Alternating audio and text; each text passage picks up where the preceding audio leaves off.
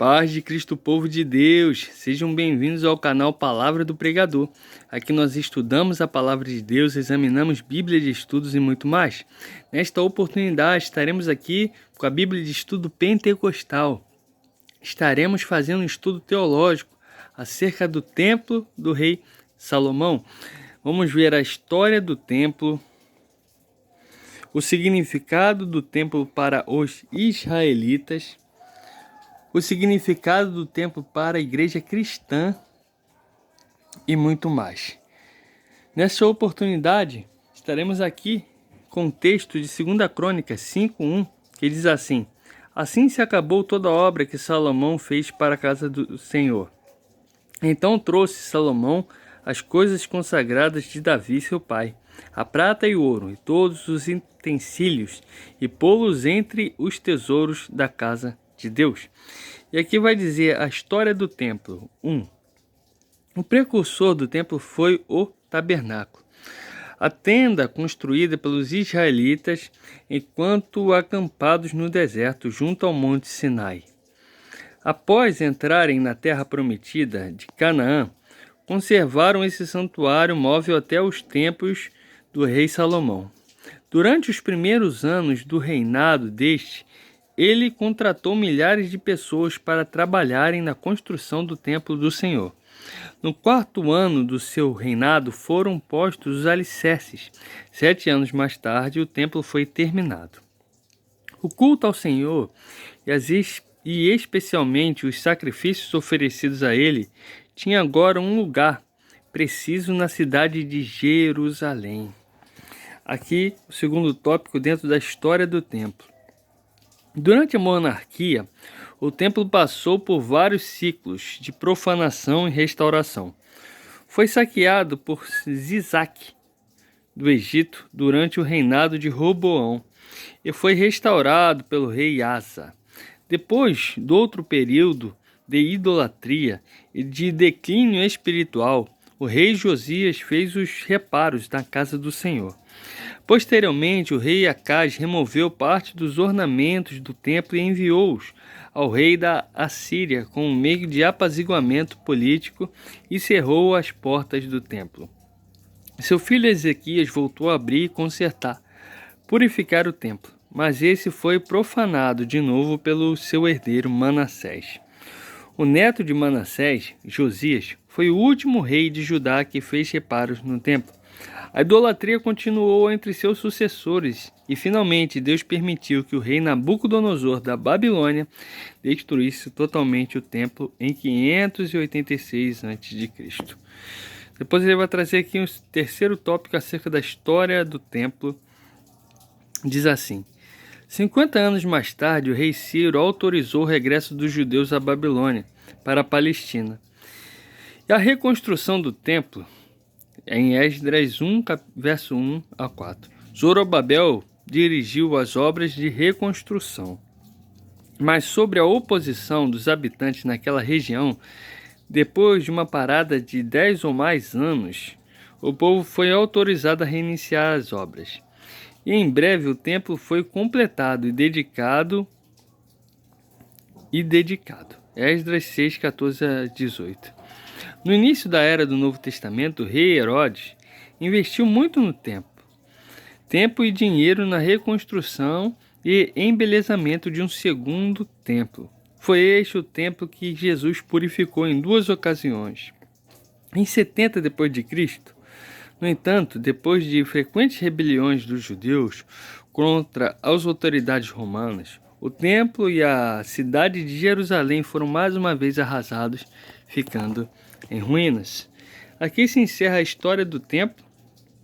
Nós vemos quantas coisas aconteceram desde o tabernáculo até o templo de Salomão, quantos reis não administraram bem a parte do temor a Deus e com as coisas que Deus havia estabelecido. Muitas vezes esse templo sofreu uma falta de temor e de compromisso com Deus. E aqui, o segundo tópico, a segunda parte aqui é o significado do templo para os israelitas. Muitos aspectos do templo tinha o mesmo significado para os israelitas que a cidade de Jerusalém. Simbolizava a presença e a proteção do Senhor Deus entre o seu povo. Quando ele foi dedicado, Deus desceu do céu e o encheu de sua glória, e prometeu que poria o seu nome ali. Por isso, quando o povo de Deus queria orar ao Senhor, podia fazê-lo voltado em direção ao templo, e Deus ouviria desde o seu templo. O templo também apresentava a redenção de Deus para com seu povo. Dois atos importantes tinham lugar ali: o sacrifício diário pelo pecado no altar de bronze e o dia da expiação, quando então o sumo sacerdote entrava no lugar santíssimo a fim de aspergir sangue no propiciatório sobre a arca para expiar os pecados do povo. Essas cerimônias do templo relembravam os israelitas o alto preço da sua redenção e reconciliação com Deus. Em tempo algum, a história do povo de Deus houve mais de uma morada física ou habitação de Deus. Isso demonstrava que há um só Deus, o Senhor Jeová, o Deus dos israelitas segundo o concerto. Todavia, o templo não oferecia nenhuma garantia absoluta da presença de Deus. Ele simbolizava a presença de Deus somente quando o povo rejeitasse todos os demais e obedecesse à santa lei de Deus. Miqueias, por exemplo, verberava contra os líderes do povo de Deus por sua violência e materialismos, os quais ao mesmo tempo sentiam-se seguros de que nenhum mal lhes sobreviria enquanto possuíssem o símbolo da presença de Deus entre eles, o templo. Profetizou que Deus os castigaria com a destruição de Jerusalém e do seu templo. Posteriormente, Jeremias repreendeu os idólatras de Judá porque se consolavam mediante a constante repetição da palavra: o templo do Senhor, templo do Senhor, o templo do Senhor é este.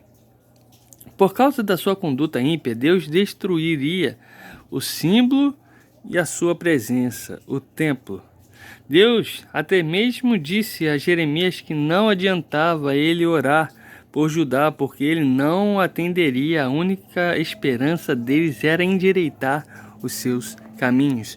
Perceba que não adiantava ter o templo, não adiantava ter aquilo que simbolizava a presença de Deus, se o povo não andava nos caminhos de Deus, nas ordens estabelecidas pelo Senhor. Então, nós vemos aqui a importância de ter a comunhão com Deus, mais do que símbolo. A presença dele é garantida quando existe obediência. Aqui o terceiro tópico desse estudo: o significado do templo para a igreja cristã. A importância do templo no Novo Testamento deve ser considerada no contexto daquilo que o templo simbolizava no Antigo Testamento. 1. O próprio Jesus, assim como os profetas do Antigo Testamento, censurou o uso indevido do templo. Seu primeiro grande ato público e seu último foram expulsar do templo aqueles que estavam pervertendo seu verdadeiro propósito espiritual. Passou a predizer o dia em que o templo seria completamente destruído. 2. A igreja primitiva em Jerusalém estava frequentemente no templo, a hora da oração. Assim fazia segundo o costume, sabendo contudo que esse não era o único lugar onde os crentes poderiam orar. Estevão, posteriormente, Paulo testemunharam que Deus vivo não poderia ser confinado a um templo feito por mão humana. Perceba que não existe nenhum misticismo no templo.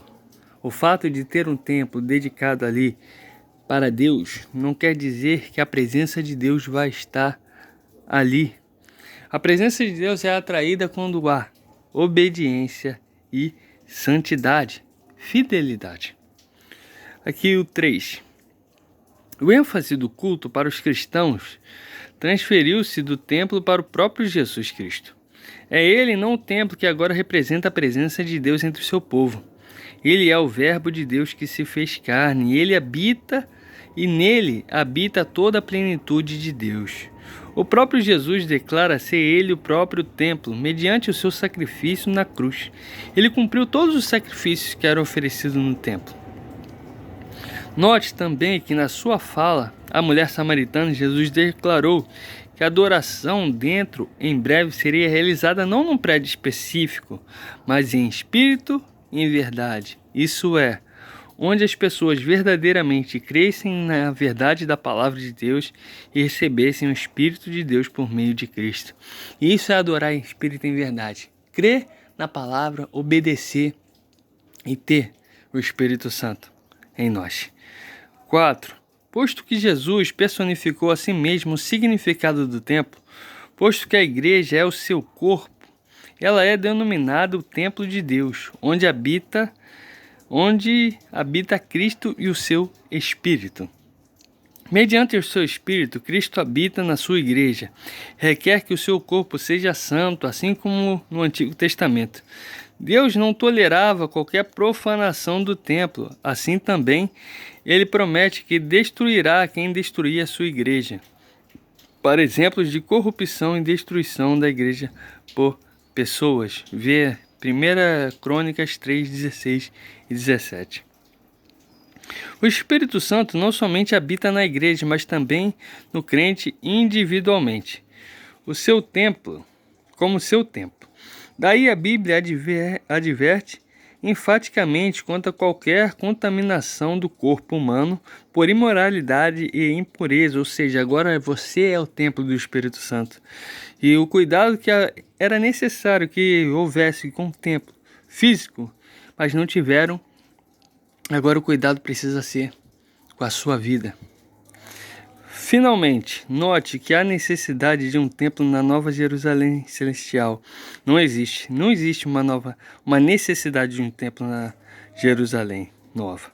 A razão disso é evidente: o templo era apenas um símbolo da presença de Deus entre o seu povo, e não a plena realidade. Portanto, o templo não será necessário quando Deus e o Cordeiro estiverem habitando entre o seu povo. O seu templo é o Senhor, Deus Todo-Poderoso, e o Cordeiro. Apocalipse 21, 22. Você é o templo do Espírito Santo. A sua vida hoje comporta a presença de Deus. Por isso é necessário que nós possamos andar em santidade, ou seja, separação desse mundo, em temor e obediência com a palavra de Deus, e em espírito e em verdade. A verdade da palavra de Deus em nossos corações, e sendo batizados e tendo o Espírito de Deus nas nossas vidas, que a Bíblia vai dizer que é o penhor da nossa herança, que é a nossa garantia de que um dia estaremos com o Senhor e o Cordeiro nos céus por toda a eternidade. Que Deus te abençoe, em nome de Jesus.